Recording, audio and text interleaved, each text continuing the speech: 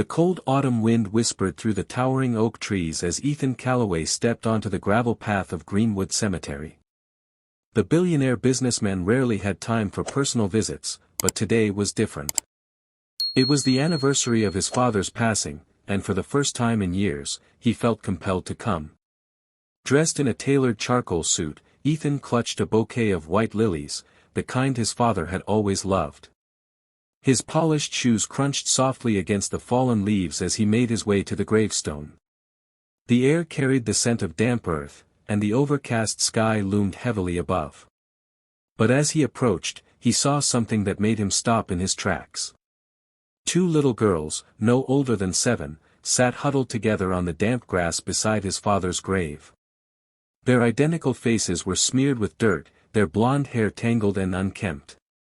They wore mismatched, oversized clothes, and their small fingers clutched at each other's hands for warmth. A tattered backpack rested beside them. Ethan's brow furrowed. What were they doing here? One of the girls, her cheeks pink from the cold, looked up and gasped. She nudged her sister, and both scrambled to their feet. "I'm sorry, sir," the first girl stammered, her voice barely above a whisper. "We didn't mean to bother anyone."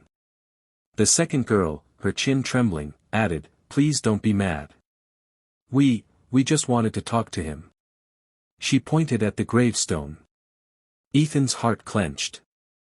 He wasn't a man easily moved, but there was something about their frail figures, the raw fear in their voices, that made him kneel down to their level. "Who are you?" he asked gently. "And why are you here?" The first girl hesitated before answering. "I'm Lily, and this is my sister, Rose." "We came to say thank you," Rose added, her voice small but firm.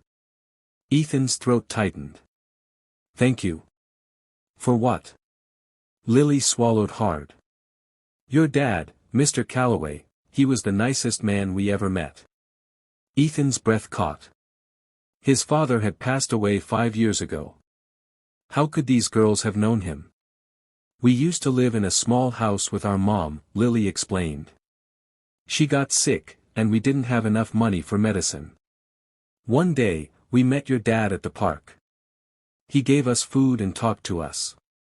We told him about Mom, and the next day, he came to our house with medicine. He helped us pay rent for a few months, too." Rose's eyes shone with unshed tears.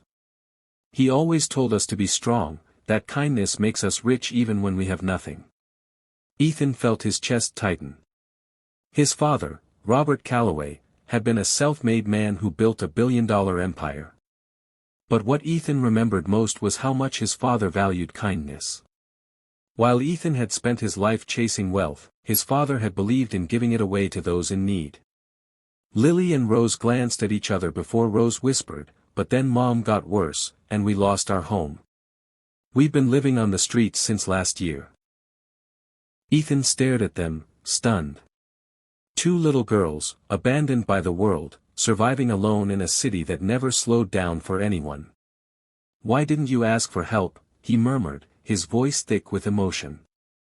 Lily gave a small, sad smile. "Because your dad taught us to be brave." A lump formed in Ethan's throat. These children had nothing, yet they carried themselves with a dignity he rarely saw, even among billionaires. His father's words had stayed with them, even when the world turned its back on them. He looked at his father's gravestone, the words etched into the stone striking him in a way they never had before. "A life of giving is a life well lived." For years, Ethan had been blind to the depth of those words. He had built a financial empire, but he had not built a legacy of kindness like his father had. He turned back to the girls, determination settling in his heart. "Come with me." The twins exchanged wary glances.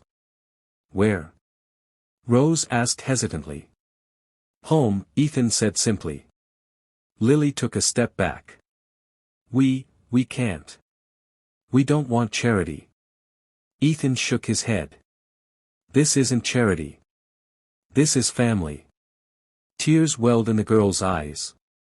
"But, why?" Lily asked, her voice barely above a whisper. Ethan exhaled slowly, the weight of realization pressing down on him. Because my father was a great man. And it's time I start following in his footsteps. With that, he reached for their hands. And for the first time in years, he felt something far greater than success, he felt purpose. As they walked away from the grave, Ethan knew his life had changed forever. Wealth had given him power, but kindness had given him something far more valuable, a reason to use it. And for the first time in his life, he felt truly rich.